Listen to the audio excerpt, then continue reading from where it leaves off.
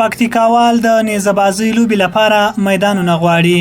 د پکتیکا ولایت اوسېدونکي وايي چې نېزه بازۍ یوه پخوانۍ او په زړه پورې لوبه ده چې په دې ولایت کې ورځ تر بلې د پیاوړتیا په حال کې ده، خو له حکومت څخه د ځانګړو میدانونو د جوړېدو غوښتنه کوي.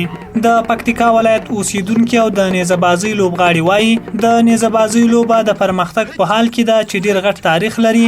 دوی دا لوبه د اخترونو، خوښیو او په ځانګړي وخت د جمعې په ورځ ترسره کوي چې ګڼ شمېر مینوال لري او د دې لوبې لیدو ته راځي، خو د لوبې کولو لپاره معلوم میدان نه لري او له حکومته د ځانګړو میدانونو د جوړېدو غوښتنه کوي.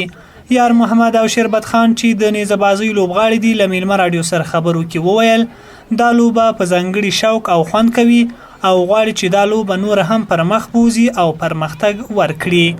دوی زیاتوي غوښتنه مو دا ده چې مطلب د موږ لپاره خصوصا پکتیکا کې موږ ډېر نېزه بازان لرو او ښه ښایسته آسان لرو، ښه نېزه بازان لرو.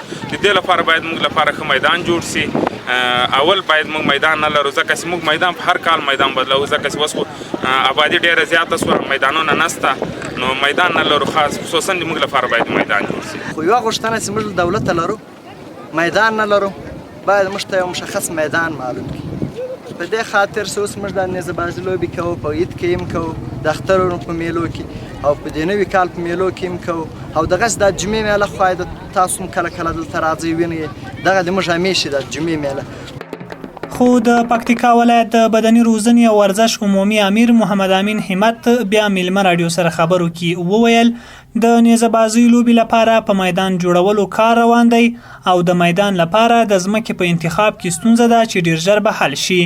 نوموړی وایي د نېزه بازۍ په میدان باندې کار کړی ده او والي صاحب مو وعده راکړې ده، ډېر کارونه یې خلاص سوي هم دي.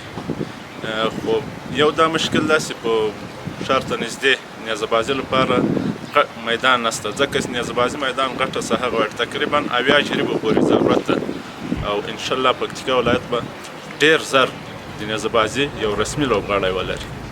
د یادونې وړ ده چې د نېزه بازۍ لوبه په هیواد کې تقریبا 3 پیړۍ تاریخي ارزښت لري چې د پکتیکا ولایت خلک یې د اخترونو، خوښیو او نورو ځانګړو ورځو کې ترسره کوي.